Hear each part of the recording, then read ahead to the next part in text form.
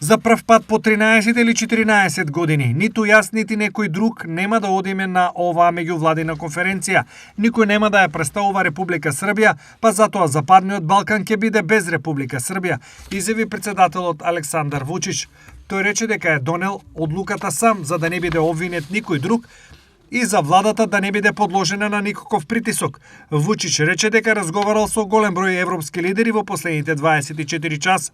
Искрено сум благодарен за почитта што Урсула фон дер Лајен и Антонио Кошта ја покажаа кон Србија. Исто така сум благодарен и на председателот Макрон со кого разговарав синоќа. Верувам дека се што правам го правам за граѓаните на Србија и покрај фактот што знам дека оваа одлука ќе предизвика критики и во Брисел и од оние кои секогаш критикуваат, дури и кога не знаат тачно грешка. Дури и кога не знаат точно што критикуваат. Верувам дека со овој потек ја бранам Република Србија и незините интереси, бидејќи треба да покажеме што сме направиле, рече председателот.